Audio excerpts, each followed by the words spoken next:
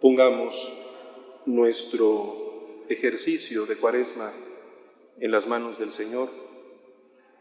Seguramente habrá muchos sentimientos, muchos pensamientos en nuestras personas que vale la pena colocar todos en el abrazo misericordioso del Padre. Pidámosle al Señor que ilumine nuestra inteligencia, oriente nuestras decisiones, convenza desde lo más profundo a nuestro corazón, para que todo lo que hagamos sea para su mayor gloria. En el nombre del Padre, y del Hijo, y del Espíritu Santo, que las palabras que Cristo, el Señor, nos enseñó para dirigirnos al Padre, sean las que, dejándonos mover por el Espíritu Santo, acompañen el inicio de nuestro trabajo. Padre nuestro, que estás en el cielo, santificado sea tu nombre. Venga a nosotros tu reino. Hágase tu voluntad en la tierra como en el cielo. Danos hoy nuestro pan de cada día. Perdona nuestras ofensas, como también nosotros perdonamos a los que nos ofenden. No nos dejes caer en la tentación y líbranos del mal. Llenos de confianza también ponemos nuestras personas y a la Iglesia bajo el amparo de María Santísima. Dios te salve María, llena eres de gracia, el Señor es contigo. Bendita eres entre todas las mujeres y bendito es el fruto de tu vientre, Jesús. Santa María, Madre de Dios, ruega por nosotros pecadores, ahora y en la hora de nuestra muerte. Amén.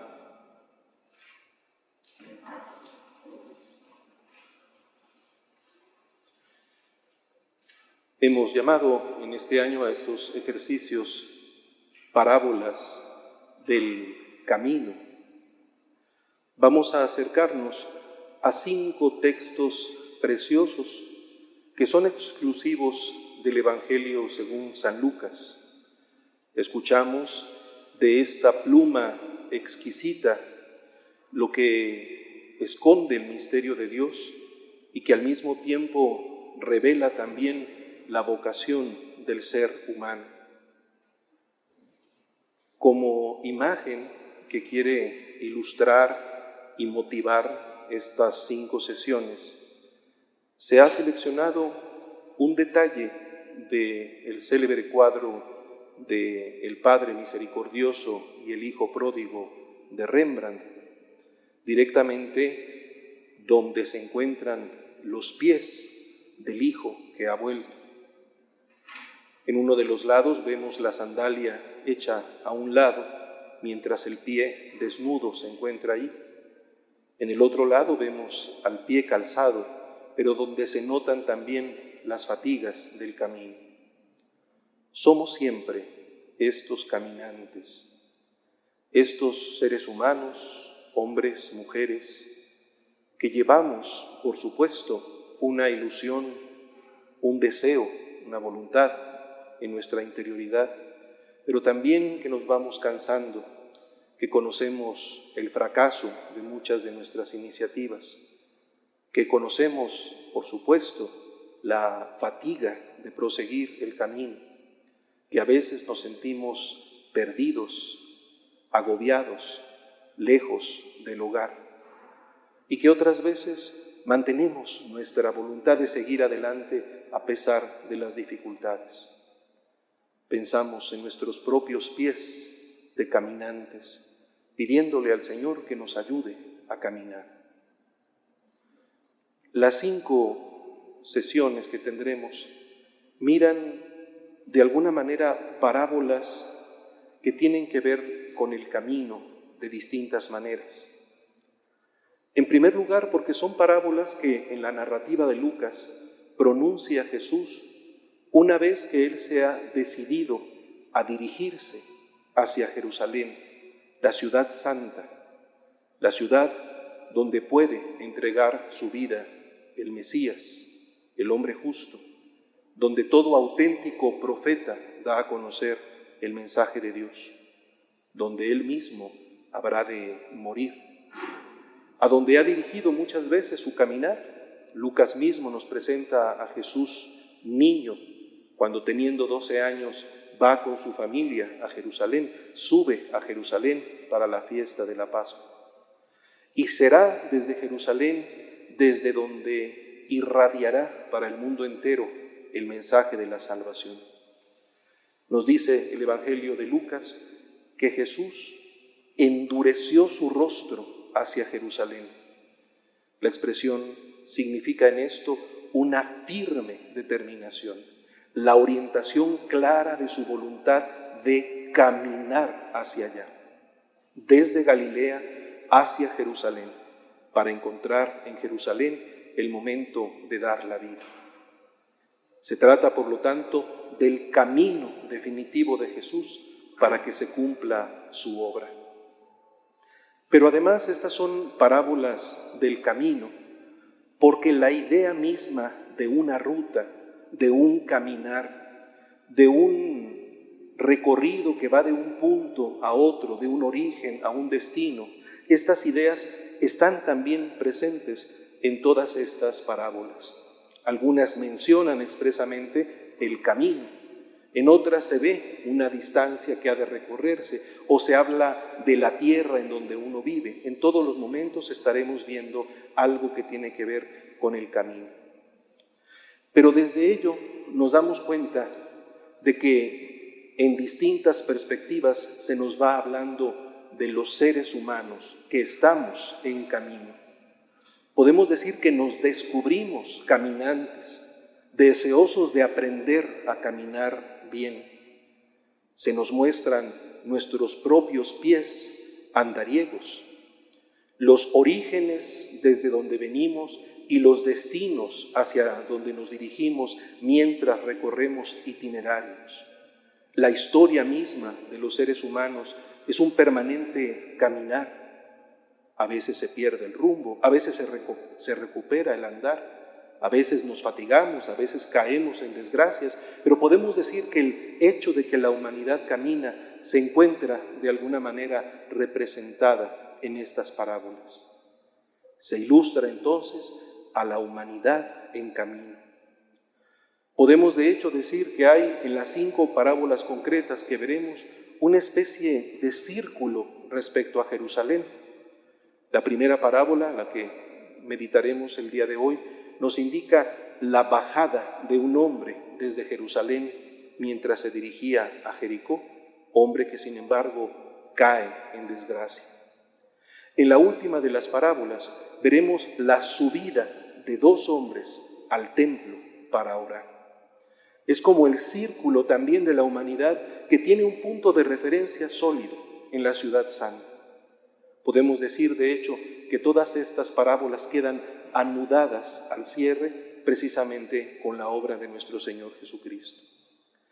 Pero además son parábolas del camino porque nos señalan el modo como los discípulos hemos de seguir a Jesús en el camino.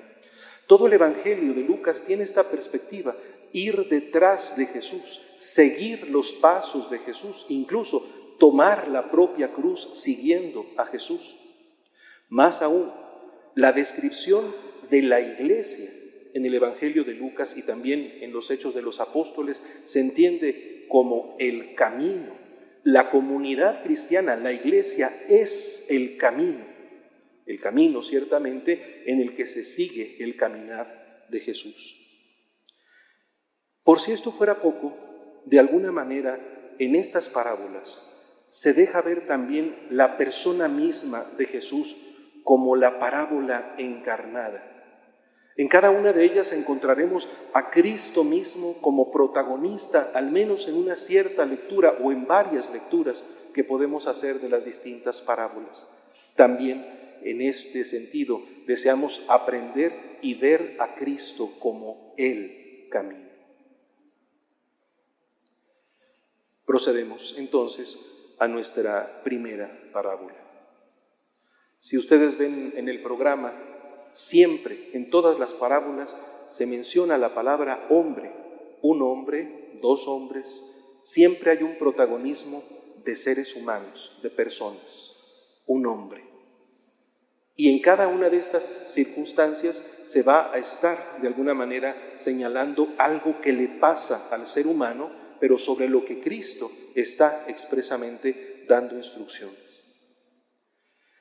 Dado que nos queremos confrontar con la palabra que nos nutre, los invito a seguir el ejercicio de una lección divina con los pasos clásicos completos. Haremos con mucho cuidado la lección, el momento de ver el texto, volver al texto, si me permiten decirlo así, masticar el texto, más aún rumiar el texto, para que nos familiaricemos con él al punto de que el texto se vuelva vibración en nuestra propia carne, familiar a nuestro oído, que selle nuestra inteligencia y nuestro corazón, que nos marque y nos motive. Es una apropiación del texto. Después de ello, aunque los otros pasos los daremos de manera más breve, haremos una meditación más allá del texto, dejando que nuestra inteligencia reflexione sobre los contenidos del texto y nos mueva de alguna manera a abrir nuestra comprensión desde la palabra de Dios. La palabra tiene siempre esta fuerza, una fuerza que penetra en nuestro interior y nos transforma. Hay una eficacia en la palabra de Dios que no se encuentra en ningún otro tipo de palabra. Después de esto, haremos el momento de oración, en donde a partir de nuestra reflexión le pediremos al Señor los frutos que hemos ido descubriendo como necesarios para nuestra vida desde la palabra. Y cerraremos con un ejercicio contemplativo que se quedará detenidamente mirando, percibiendo alguno de los aspectos que vayamos reconociendo en las parábolas, para cerrar con una voluntad de acción.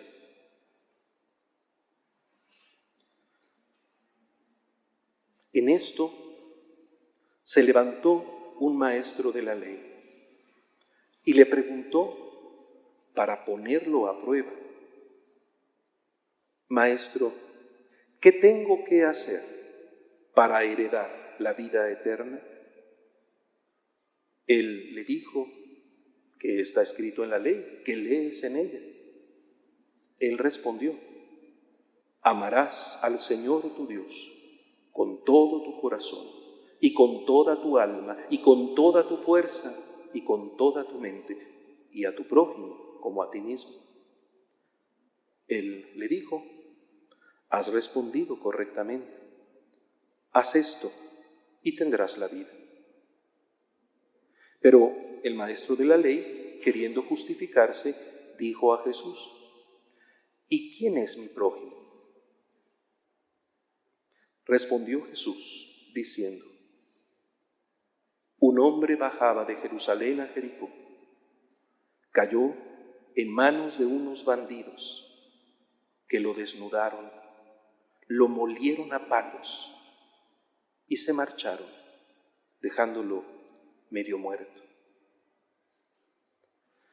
Por casualidad, un sacerdote bajaba por aquel camino y al verlo dio un rodeo y pasó de largo.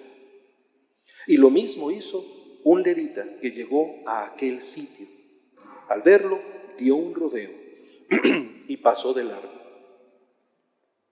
Pero un samaritano que iba de viaje llegó a donde estaba él y al verlo se compadeció y acercándose le vendó las heridas, echándoles aceite y vino, y montándolo en su propia cabalgadura, lo llevó a una posada y lo cuidó.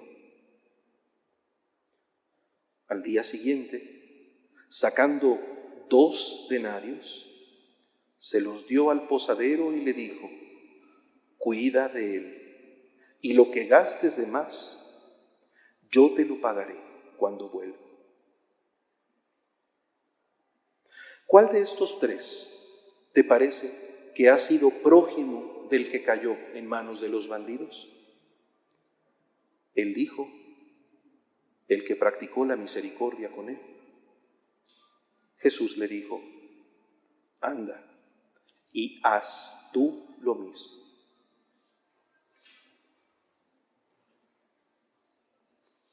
Los invito a que de manera personal relean el texto con calma, dejando, insisto, que mientras ustedes acarician con la vista la palabra de Dios, ella penetre en su mirada, alcance su corazón y los conmueva. Déjense tocar por la palabra.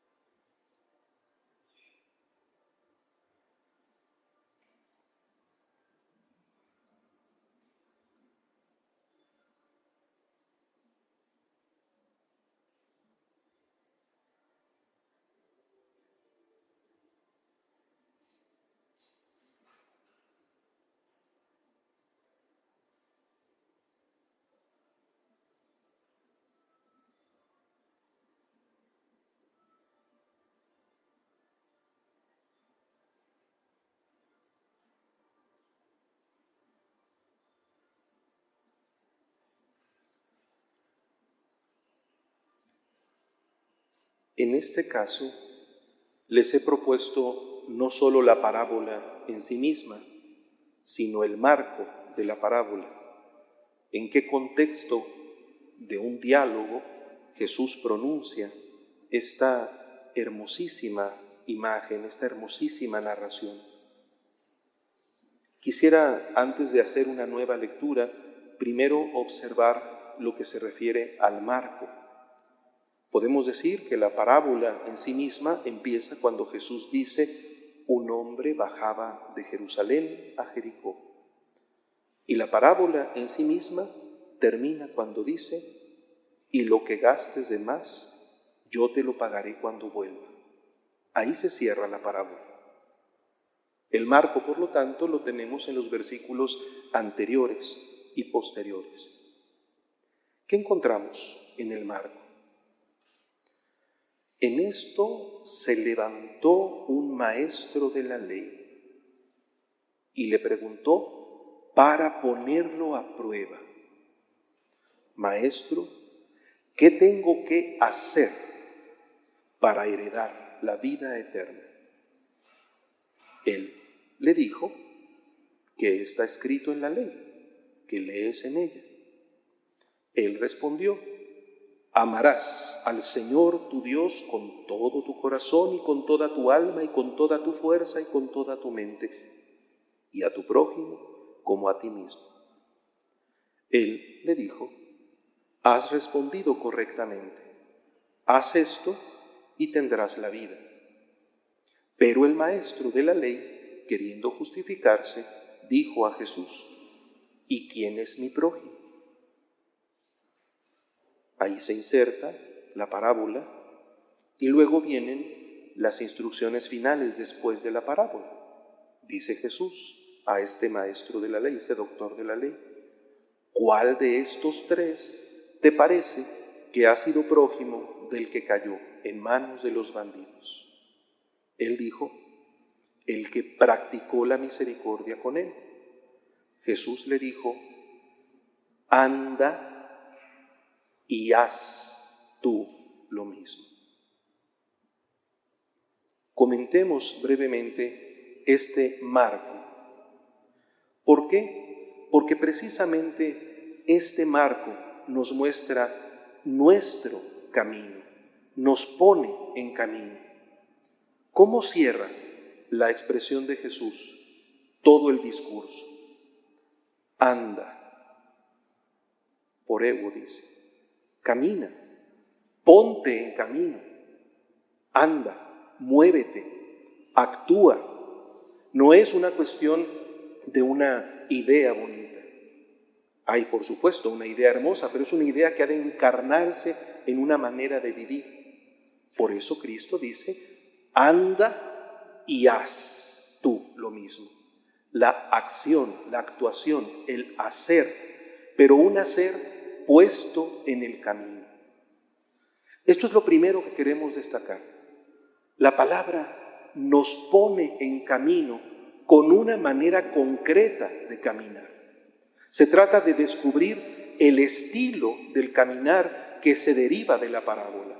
Se trata de aprender no una noción hermosa, que por supuesto lo es también, sino sobre todo una sabiduría de vida que nos introduce en el modo como hemos de caminar en nuestra existencia. Ponte en camino de esta manera, haciendo tú lo mismo. Se nos dice claramente en este diálogo entre Jesús y el maestro de la ley que hay una provocación, una mala intención. Lo quiere poner a prueba. Literalmente lo tienta. La tentación, que tiene que ver con la manera de comprender. Esta prueba, esta tentación, significa una mala voluntad respecto a Jesús, una intención tal vez de hacerlo caer o de que en su caminar él mismo se pierda. Llama la atención en este marco que los dos, Jesús y este hombre que le pregunta, los dos que dialogan, los que dan ocasión a la parábola, son señalados por los títulos. Él es un conocedor de la ley, un nomikos, un hombre de ley, el que conoce la ley, el que está tan impregnado por la ley que la ley está en su propio nombre. Es un legalista o una persona que conoce la ley, un experto en la ley, hombre de ley, nomikos.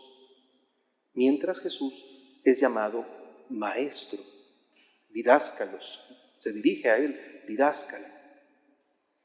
¿Qué hay en esta tensión? La ley, efectivamente, es un don de Dios, ha quedado consignada por escrito, y no es indiferente, tan es así que Jesús le dice, ¿qué dice la ley? ¿Qué lees en ella? Ahí está la palabra escrita, y él conoce la palabra escrita. Pero por otro lado, el ser maestro no depende simplemente del conocimiento de determinadas normas. La condición del maestro, de Jesús como maestro, es estar en un nivel de mucho mayor profundidad en el conocimiento de la palabra. Es estar realmente identificado con el sentido de la palabra. Es no quedarse simplemente en un cumplimiento extrínseco, sino en desenmascarar o poner en evidencia la riqueza hermosísima de esa palabra, que se encarna, por lo tanto, en un modo de ser. La pregunta que lanza el experto en la ley no puede ser menos intensa. ¿Qué debo hacer para heredar la vida eterna? La finalidad de esta pregunta no es algo cualquiera, no es una situación cualquiera o indiferente. Toda la tensión de la existencia humana se pone en juego en esto. Alcanzar la vida eterna. No vamos a desglosar ahorita todo el contenido riquísimo de lo que esto supone para el judío y luego para el cristiano a partir de la enseñanza del Jesús, pero podemos decir que el sentido íntegro de la existencia se pone en juego en esta pregunta. Es la plenitud última, lo que le da contenido, lo que le da dignidad, lo que le da altura a la existencia humana y que tiene que ver con el don de Dios, la eternidad de Dios que se nos da precisamente como vida. Y aquí llama la atención el juego en este marco. Jesús acepta la pregunta, pero no la responde. Hace que el mismo experto en la ley se haga cargo de su pregunta, que la responda él mismo, que la responda a partir de aquello en lo que él es experto, con la ley, con lo que está escrito en la ley y él puede leer en ella.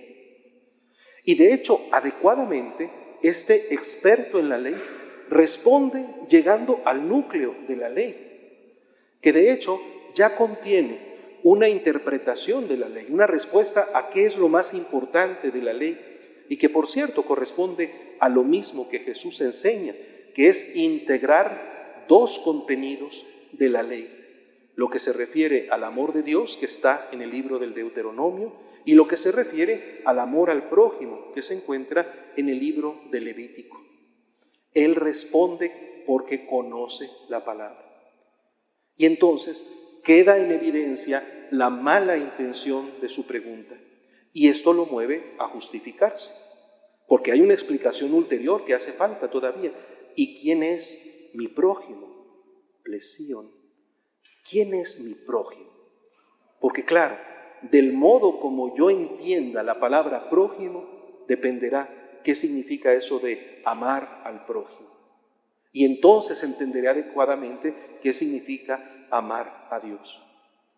Y aquí entendemos entonces el sentido del camino que se ha provocado a partir de la pregunta. ¿Qué hay que hacer para alcanzar la vida?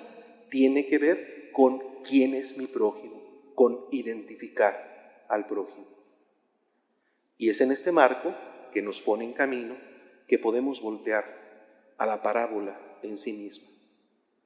Como es el alimento sabroso de esta noche, vamos a volverla a leer.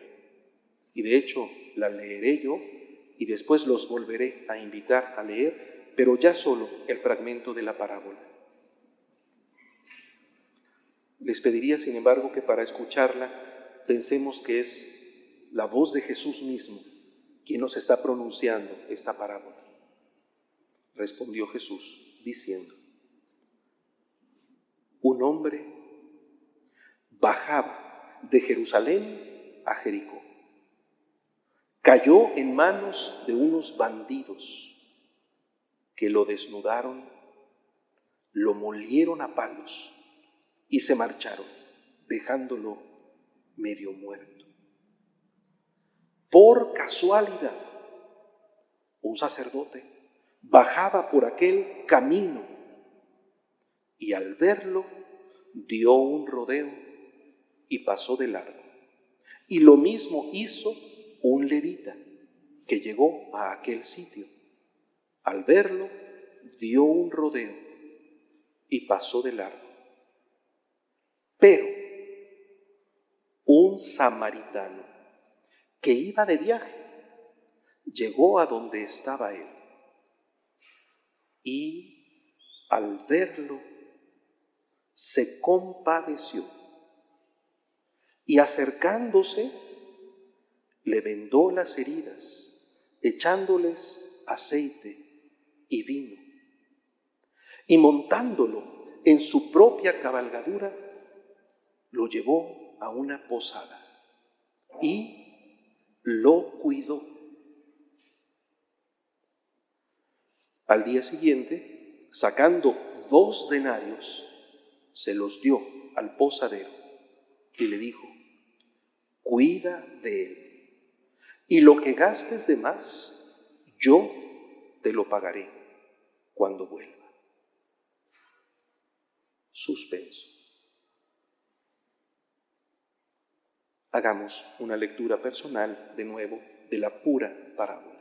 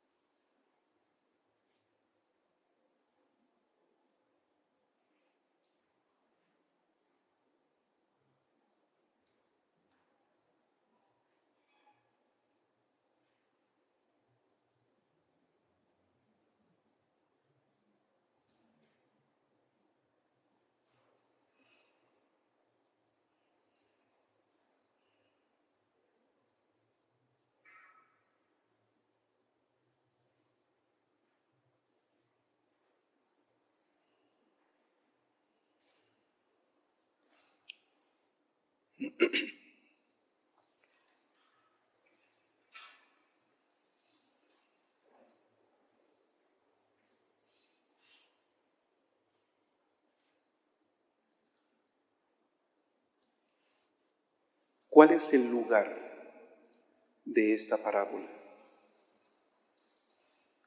Nos damos cuenta de que es el camino entre Jerusalén y Jericó. Cuando se menciona al sacerdote, expresamente aparece la palabra camino, aquel camino. En cambio, cuando se menciona al levita, se dice que es en aquel sitio, en aquel lugar. Cuando se mencione al samaritano, se nos dice que iba de viaje. Lo primero que destaca es la ubicación, en el camino. ¿Qué es un camino? Donde se unen los núcleos vitales. Una ciudad, Jerusalén, otra ciudad, Jericó. El camino es lo que permite desplazarse de un lugar de seguridad a otro lugar de seguridad.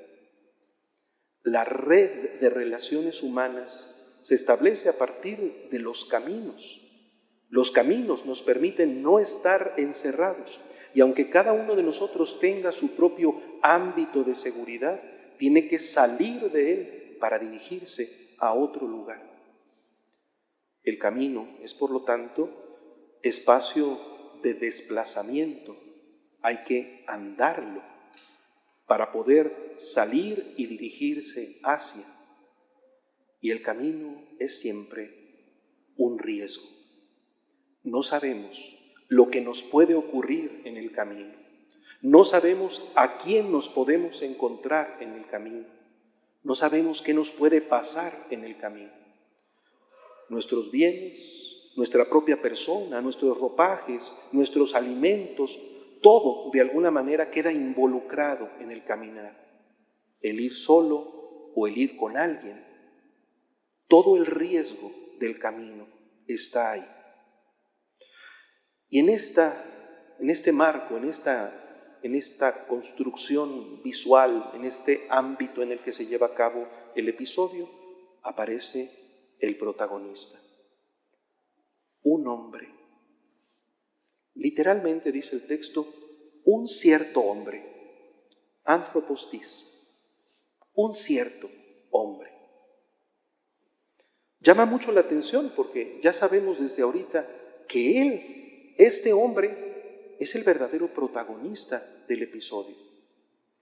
Es el primero que se menciona, un cierto hombre, un tal. La atención se nos dirige a él, como protagonista.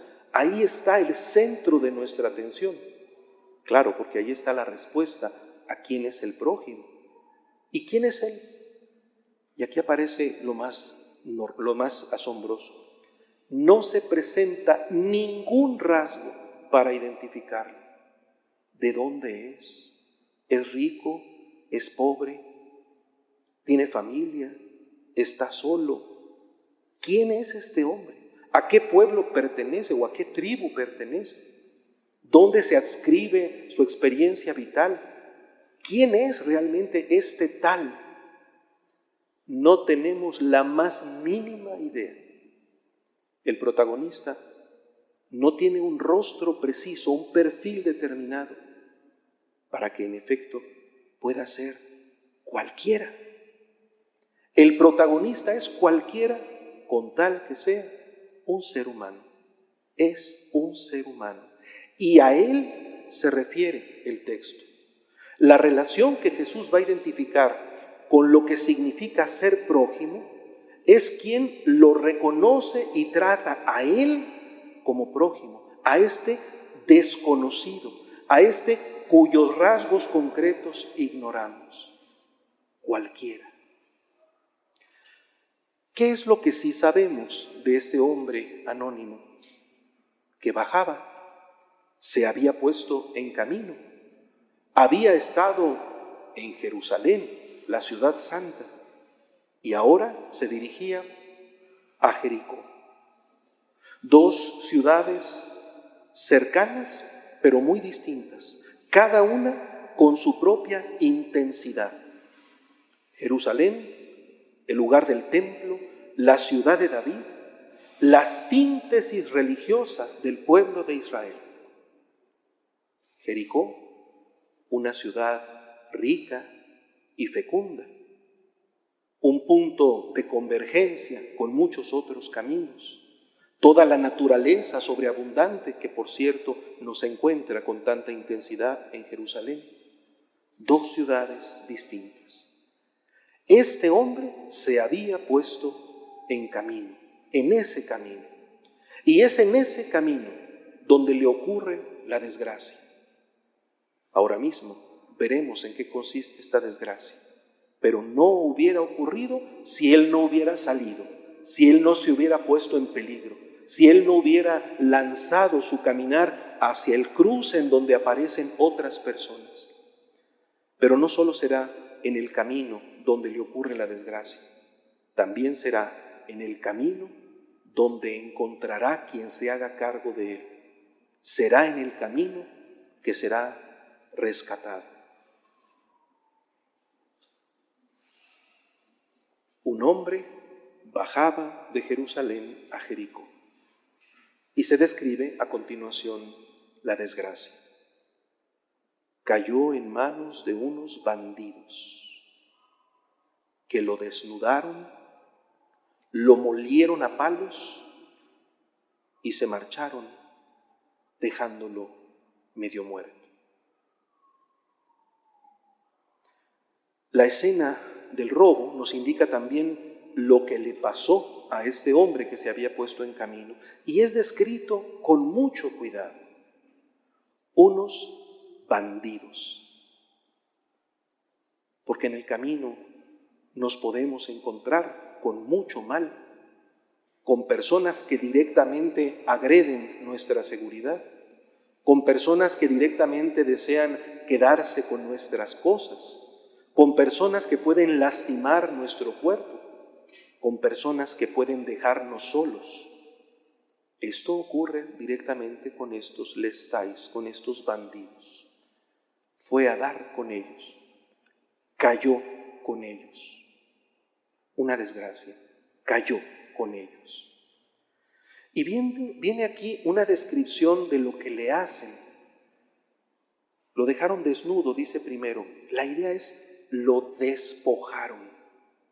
Él tenía bienes, iba cargando su propia ropa. Le quitaron lo que tenía, las cosas que llevaba. Despojo, ciertamente, de cosas, de sus bienes. Lo despojan. Luego se nos dice que una vez que lo despojaron, lo molieron a palos, dice esta traducción. Literalmente, le ocasionaron heridas.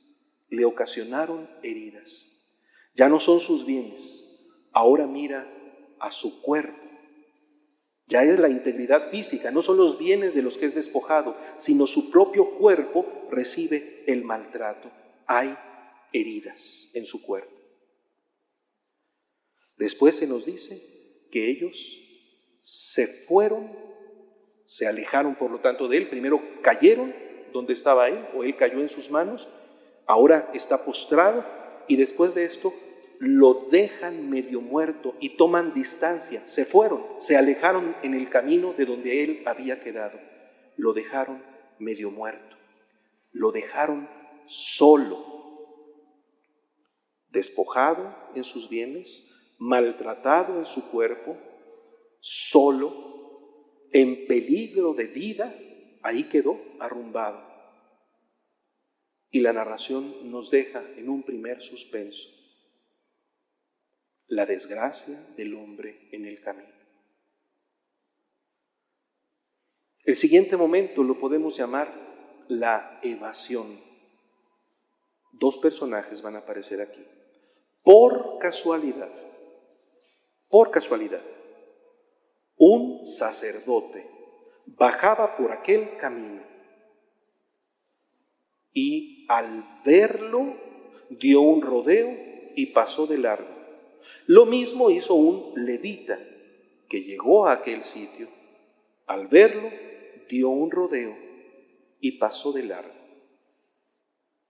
Esta evasión está rica, definitivamente, de un valor que interroga la pretensión de justicia de muchas personas, tal vez del mismo experto en la ley con quien hablaba Jesús. Dos personajes aparecen, se suceden prácticamente con las mismas acciones. Quisiera, sin embargo, detenerme en un detalle que puede parecer insignificante y que, sin embargo, es muy fuerte. La llegada de estos dos hombres es por casualidad. Esta casualidad aparece expresamente en el texto. Por casualidad, un sacerdote pasaba por ahí. No es algo previsto, no es algo planeado. Así se dio. Coincidieron en el camino. Porque estas son las condiciones para que lleguemos a reconocer al prójimo. No es lo previsto, no es lo calculado. Muchas veces la oportunidad de encontrarme con el prójimo está mucho más allá de cualquier cálculo. Se da de casualidad. ¿Quiénes son estos dos personajes? Un cierto sacerdote, un levita. Interesante porque ambos tienen en común que dicen relación con el corazón de Jerusalén, la ciudad que se acaba de mencionar, el templo. El sacerdote presta su servicio en el templo, el levita presta su servicio en el templo. Ambos son hombres que se dedican al culto divino, a dar gloria a Dios. Son expertos no solo en el conocimiento de la ley, sino en las prácticas rituales del pueblo elegido, prácticas con las que se da gloria a Dios. Estos son los dos miembros. Pertenecen al pueblo elegido y tienen en el pueblo elegido una función destacada respecto al amor de Dios, porque amar a Dios con todo el corazón, con toda la mente, supone ponerlo en primer lugar y por lo tanto hacer de la propia vida un permanente acto de culto que encontrará en el templo un lugar privilegiado también para ofrecer los adecuados sacrificios a Él. Del sacerdote se nos dice expresamente que también bajaba por el camino, es decir, venía de Jerusalén, del levita que llegó a ese lugar. Pero en ambos casos los verbos son idénticos. Lo que ocurre es lo mismo. Vieron, no es indiferente, vieron y pasaron al lado opuesto. Vieron y pasaron al otro lado. Literalmente evadieron al hombre caído en desgracia. No se dice si lo conocían, si no lo conocían, ni siquiera quisieron enterarse. Lo decimos coloquialmente, le sacaron la vuelta. Y aquí viene el contraste, la parte final. Pero, un samaritano que iba de viaje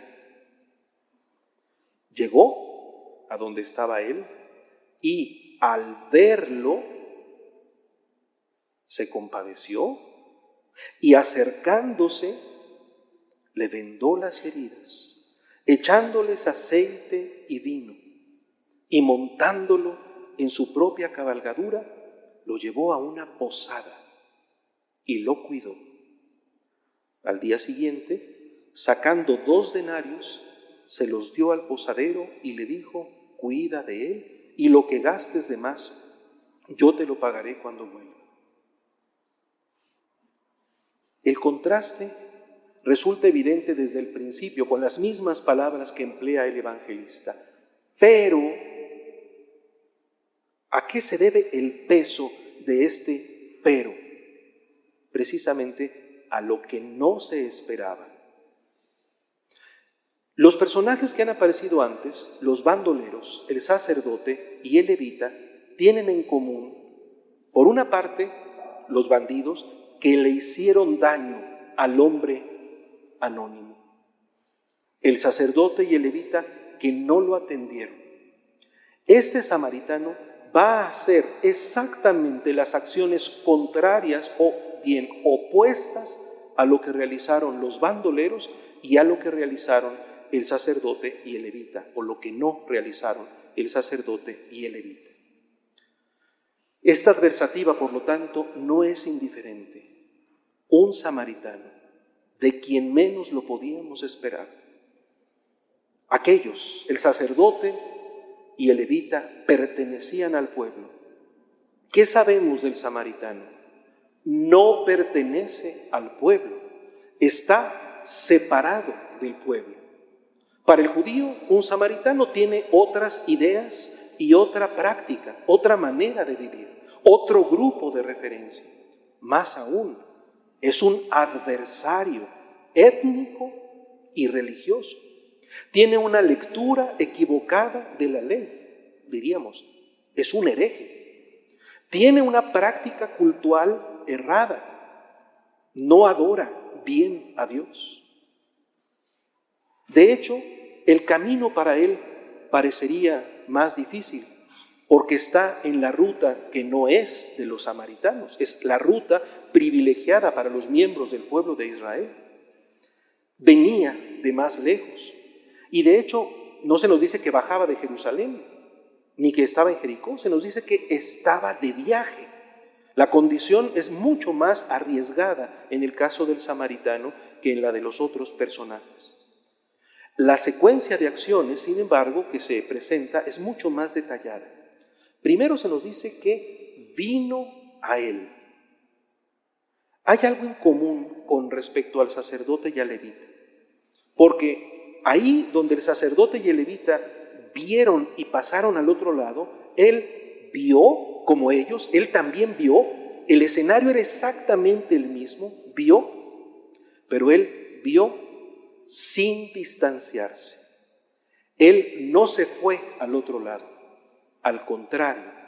El texto nos dice que vio y por primera vez aparece una descripción de lo que ocurre interiormente. Tuvo compasión.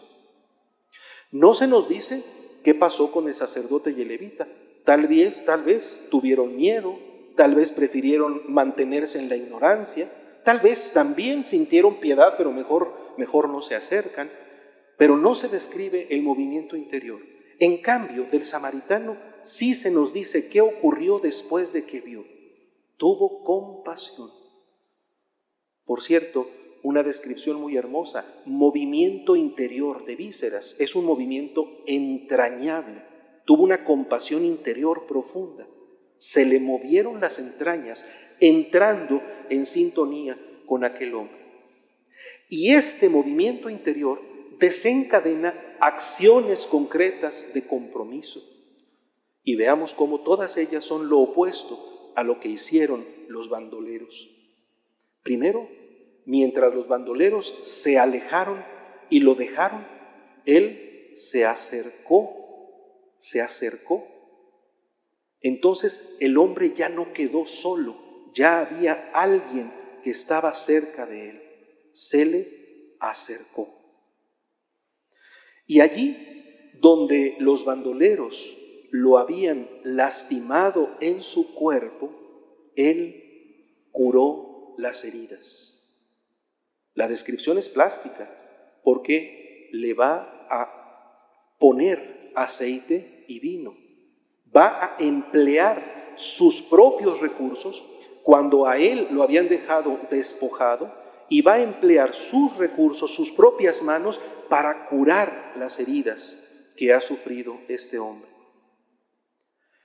Pone en ellos, nos dice, en las heridas, aceite y vino, que son líquidos vitales para el caminante. Él llevaba su vino para su bebida, el aceite para su comida o para lo que hiciera falta. Eran los elementos materiales de su posesión, y ahora él los emplea para el bien también del cuerpo, involucrando su propio cuerpo en tocar las heridas del que había caído en desgracia. Y si el riesgo en que lo habían dejado los ladrones era que quedara a la deriva, ahí estuviera solo, medio muerto, sin nadie que se hiciera cargo de él, ahora el samaritano lo coloca en su bestia, lo coloca en su cabalgadura. Lo lleva, no lo deja, lo lleva consigo. Y no solo eso, lo lleva a un lugar seguro, a una posada. Claro, en la ciudad, entre las ciudades, están las posadas, lugares donde podemos más o menos descansar, alimentarnos, dormir. Ahí lo lleva a una posada. Y además el texto nos dice que Él personalmente se hace cargo de él. Los demás lo abandonaron, Él se hace cargo concretamente de él, lo cuida, está con él. Si ya esto evidentemente nos mueve al asombro, a la admiración, a la compasión en nosotros mismos, y esto mismo nos mueve ya a la identidad cristiana, sin embargo, la atención del samaritano desborda en generosidad.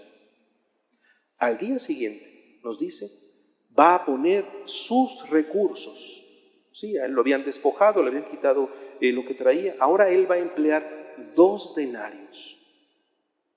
Un denario es el salario normal de un día. 2 denarios es lo necesario para 2 días. Entonces lo va a dejar un día y da el doble de lo necesario para lo que él necesite. Y además, una cosa que no deja de ser conmovedora, le pide al encargado de la posada que cuide de él. Involucra a otro en el cuidado del hombre que ha caído en desgracia. Él mismo se ha hecho cargo y ahora ayuda a que el bien que él ha hecho pueda ser participado por otros. Solidariza a otros en el acto de la misericordia. Y por si fuera poco, a propósito de la generosidad de los 2 denarios, le indica que si aquello no es suficiente, lo que falte se lo pagará a su retorno. Si falta, lo pagaré. Y luego se insinúa cuando vuelva, porque el samaritano volverá.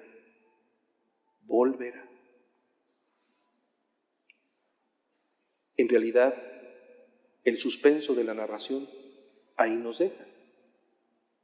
Podemos releer por última vez la parábola y dejarnos cautivar por sus detalles. Un hombre bajaba de Jerusalén a Jericó, cayó en manos de unos bandidos que lo desnudaron, lo molieron a palos y se marcharon dejándolo medio muerto. Por casualidad, un sacerdote bajaba por aquel camino y al verlo dio un rodeo y pasó de largo. Y lo mismo hizo un levita que llegó a aquel sitio. Al verlo dio un rodeo y pasó de largo. Pero un samaritano que iba de viaje llegó a donde estaba él y al verlo se compadeció y acercándose le vendó las heridas, echándoles aceite y vino, y montándolo en su propia cabalgadura, lo llevó a una posada y lo cuidó. Al día siguiente, sacando 2 denarios, se los dio al posadero y le dijo, cuida de él, y lo que gastes de más, yo te lo pagaré cuando vuelva.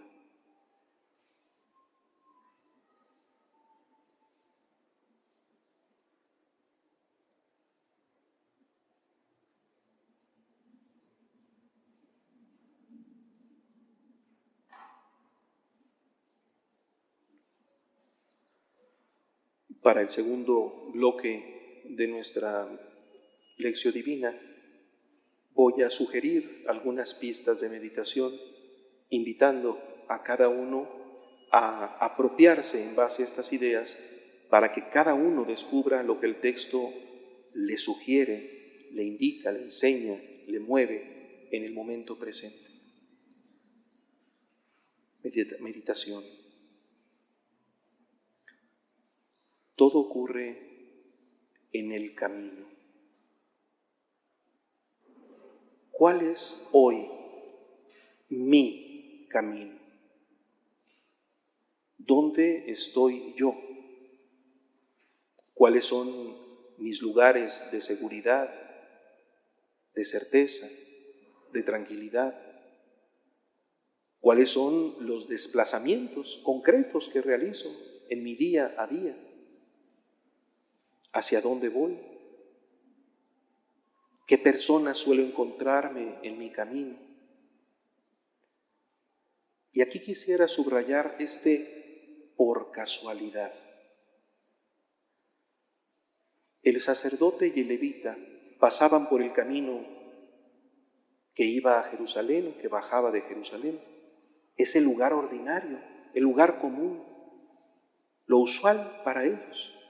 También nosotros tenemos nuestros caminos usuales, lo cotidiano, lo acostumbrado. Pero el samaritano iba de viaje y ahí sucede la casualidad, lo inesperado. Para todos ocurre algo inesperado. El nivel de riesgo es mucho mayor para el samaritano, que simplemente iba de viaje.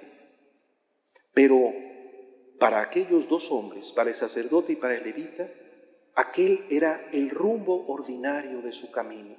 Y en ese rumbo ordinario sucedió por casualidad que tuvieron al prójimo y no lo atendieron como tal. Entre lo casual y lo usual, entre lo inesperado y lo ordinario, está nuestro camino personal. Pensemos, ¿cuáles son nuestros caminos? ¿Qué es lo ordinario y lo extraordinario en nuestro caminar?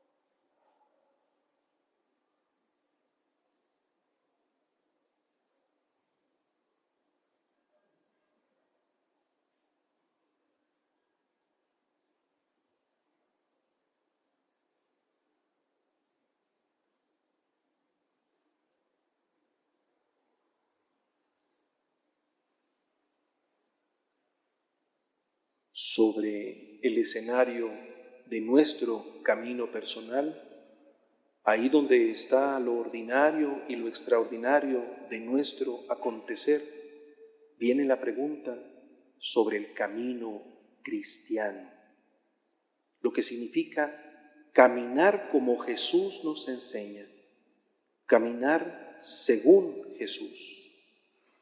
Y es aquí donde viene para nosotros la pregunta: ¿quién es tu prójimo? La enseñanza es clara, puede ser cualquiera. ¿Quién es mi prójimo hoy? ¿A quién me he encontrado en el camino? ¿Conocido o desconocido? Y a propósito del prójimo, ¿qué me enseña el contraste entre los bandoleros, el sacerdote y el levita, y el samaritano? Todos vieron al hombre. Unos vieron en el hombre la oportunidad de enriquecerse y de maltratar. Otros vieron al caído en desgracia y lo evadieron. Otro vio al caído en desgracia y se hizo cargo de él. ¿Qué hacemos nosotros? Ver. ¿Cómo veo yo en el camino a las personas con las que me encuentro? ¿Qué tipo de mirada dirijo hacia los demás? ¿Tengo atención o tal vez descuido? ¿Veo al otro como una oportunidad de aprovecharme? ¿O veo al otro como un peligro a mi seguridad? ¿O veo al otro como prójimo? ¿Cómo veo al hermano?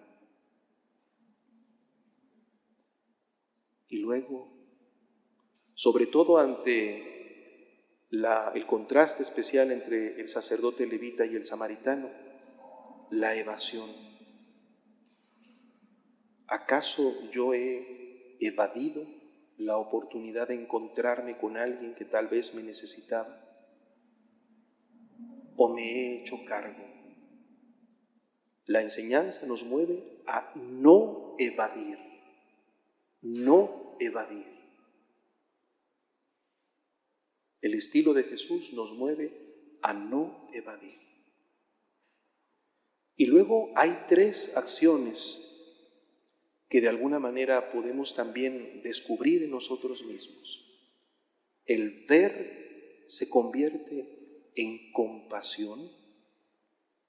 Cristo nos invita a tener compasión, a reproducir en nuestro interior la entrañable misericordia del Padre. Sean misericordiosos porque el Padre es misericordioso. Déjate tocar por el mal que ha sufrido el hermano. Quisiéramos evitar, por supuesto, el sufrimiento. Ver al que sufre genera en mí automáticamente una reacción de dolor y yo no quiero sufrir. Si el otro sufrió, ¿qué gano con sufrir también yo? Mejor evado. El Señor Jesús nos dice, el camino es tener compasión. Pero la compasión no se queda en lo interior. Vienen las acciones precisas que puedo yo hacer para ayudar al caído en desgracia. Hacerme cargo desde los bienes, con mi cuerpo, con mi tiempo, con mi cabalgadura, con mis recursos. Todo esto se pone en juego en el hacerse cargo del samaritano. Y luego viene el involucrar al posadero para que también él pueda hacer el bien. Tener compasión, hacerse cargo, involucrar en el bien. ¿Qué me dicen hoy a mí estas palabras para mi propia vida? ¿Qué ocasiones tal vez estoy teniendo ahora mismo para vivir como un buen samaritano?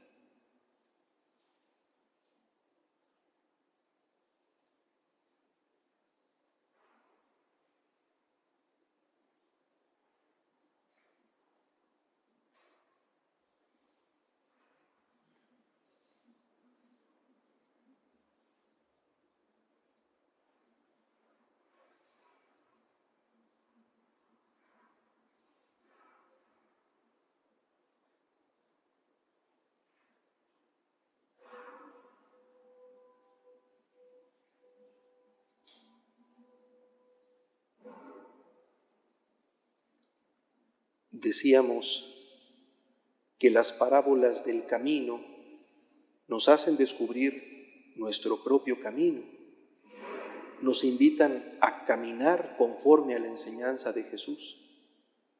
Pero todavía hay una sorpresa más. Decíamos que Jesús es el camino, que de alguna manera la parábola nos lo presenta a Él como camino. Podemos reconocer en Cristo al buen samaritano, al que ha venido de lejos y tal vez no ha sido reconocido por los suyos. Y sin embargo, en esa condición de extranjero de Jesús, Él es el que ha venido a hacerse cargo del ser humano caído en desgracia. Es Él quien ha asumido la curación que necesitamos los seres humanos, quien nos ha ungido con aceite y ha derramado sobre nosotros el vino nuevo de las bodas del Cordero. Él es el que ha cargado sobre sus hombros como buen pastor a la oveja perdida que somos cada uno de nosotros, y cargándonos carga también la cruz hasta entregar la vida por nosotros. Él es el buen samaritano. Más aún, en el cierre de la parábola se dice que volverá. Y nosotros vivimos al pendiente de la parucía de nuestro Señor. Esperamos e invocamos su llegada. Ven, Señor, no solo en la Navidad. Lo hacemos permanentemente pidiendo que venga como juez de vivos y muertos. Nos involucra en el hacernos cargo unos de otros en nuestras necesidades, dándonos lo que necesitamos para ayudarnos mutuamente y finalmente nos dice que lo que gastemos de más nos lo pagará a su regreso. Él es el buen samaritano. Pero además, siguiendo la lógica del Evangelio ahora de Mateo, Cristo no solo es el buen samaritano, Cristo también es el hombre que quedó a la vera del camino, el hombre caído en desgracia, porque tuve hambre y me diste de comer, porque tuve sed y me diste de beber. Ahí donde estaba el hambriento, el sediento, el encarcelado, el enfermo, ahí estaba Cristo mismo, en el hombre caído en desgracia, en ese cualquiera sin rostro y sin determinación precisa. Al que nos encontramos es a Cristo en persona, y cada oportunidad, sea a quien sea, de ayudarle, es una oportunidad de encontrarnos con Cristo. El hombre necesitado también es Cristo mismo. Doble significado en la parábola de Cristo.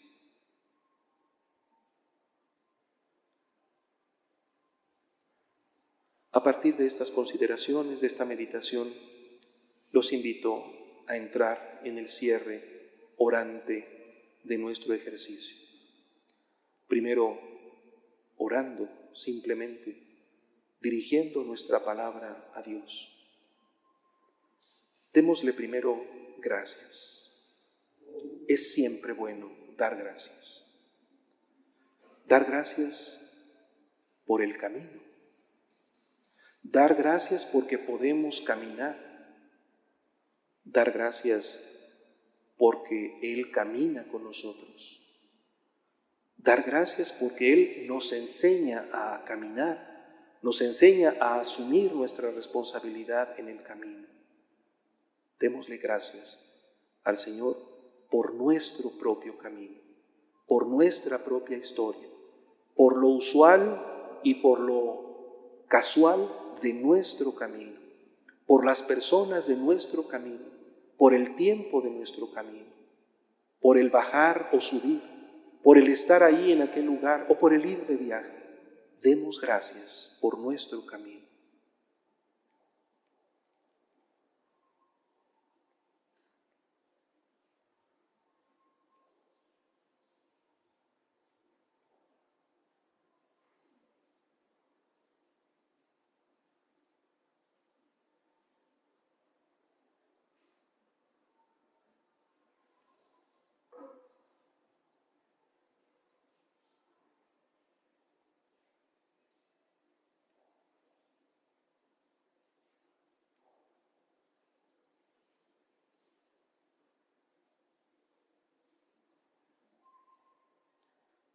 Como parte de nuestra oración, pidamos también perdón.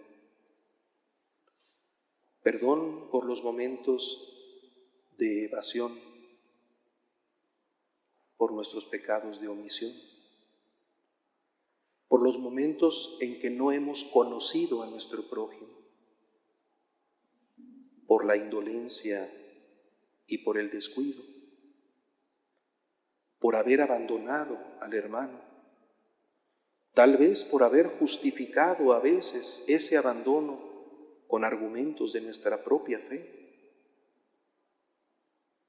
Dios no lo quiera, pero si es el caso, pidamos también por las veces en que nosotros mismos hemos sido bandoleros, hemos usado a las personas, las hemos despojado, las hemos lastimado en su cuerpo o en su espíritu, las hemos abandonado, dejándolas medio muertas. Pidamos perdón por el mal que hemos cometido o por el bien que hemos dejado de hacer.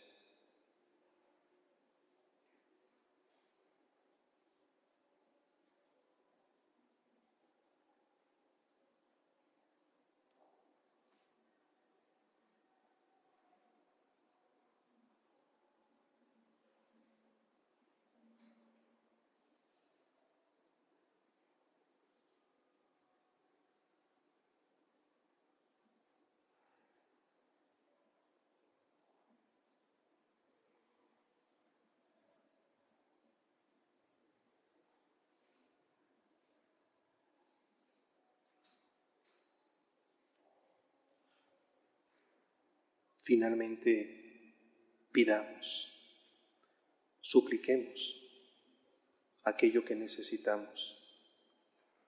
Pidámosle al Señor sentimientos de compasión.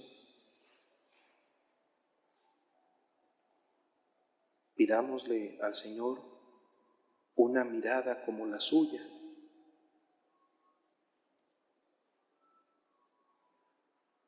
Pidámosle al Señor fortaleza y prudencia para hacernos cargo.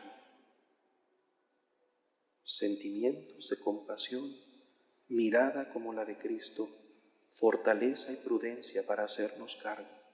Lo que necesitamos para reproducir en nosotros mismos a Cristo buen samaritano. No importa que nos consideren extranjeros, no importa que nos consideren indignos, que podamos ejercer misericordia.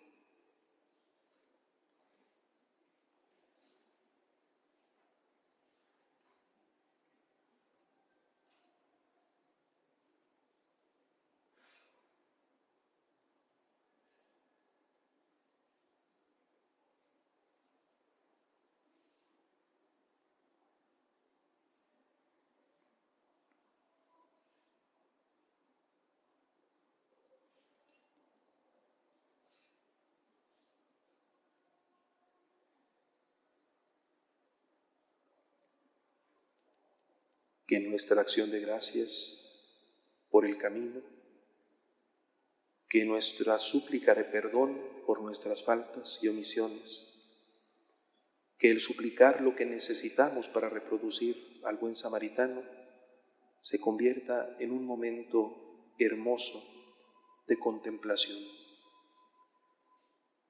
Veamos con los ojos de la mente cómo yo me puedo acercar al prójimo. Sintamos que somos capaces de acercarnos a la desgracia, de inclinarnos ante el que está caído. Veámonos a nosotros mismos rompiendo la distancia, venciendo la repulsión y el miedo, hasta tocar al hermano como prójimo. Y al tiempo que nos vemos acercándonos al prójimo, captemos el acercarse de Dios a nosotros. Él se acerca a mí y me hace capaz a mí de acercarme al hermano. Todo en el reino es cercanía. Cercanía al prójimo como reflejo de la cercanía de Dios. Muy cerca está la palabra viva. Acerquémonos y admiremos la cercanía de Dios. Sintamos la cercanía de Dios, el hálito de su Espíritu.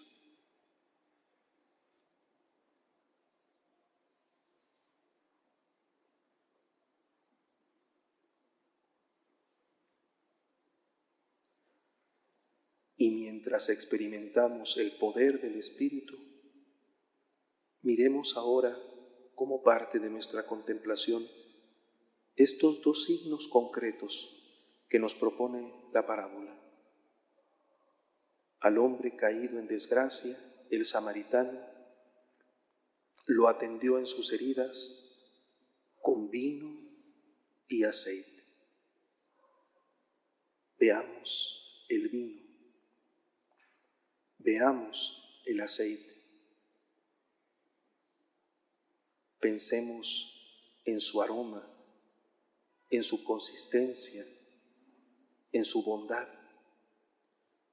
Que nuestras manos toquen estos productos del trabajo del hombre y puedan convertirlo en servicio a los hermanos. La bondad del trabajo convertido en servicio. Y mientras vemos el vino y el aceite, recordemos, por supuesto, la sangre de Cristo, que es el vino consagrado. Y veamos el aceite de la unción, que marca al bautizado, al confirmado, que marca al enfermo. Y veamos cómo el aceite de la unción es también lo que marca a Cristo precisamente como Cristo, como Mesías, como ungido. Y percibamos la intensidad del Espíritu, la intensidad de la gracia en los signos concretos que usamos para el servicio mutuo. Se convierten en sacramentos de salvación.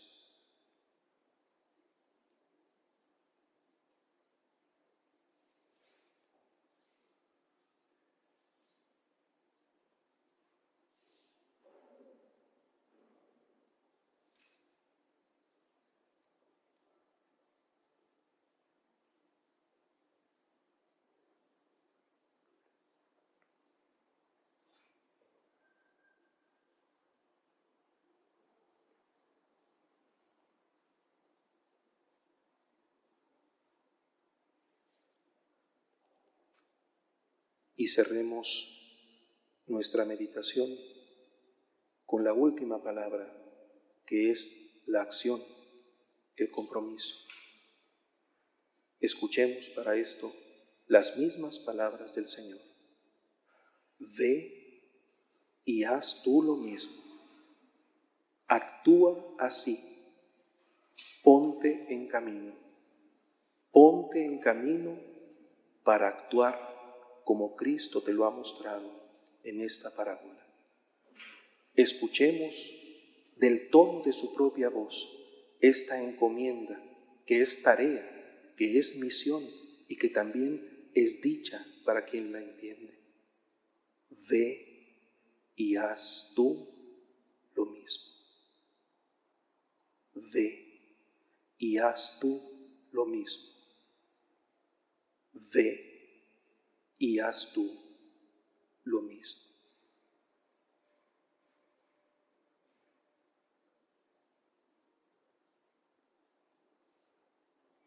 Gloria al Padre, y al Hijo, y al Espíritu Santo, como era en el principio, ahora y siempre, por los siglos de los siglos. Amén. En el nombre del Padre, y del Hijo, y del Espíritu Santo. Amén. Que tengan todos buen retorno en el camino a sus propias casas.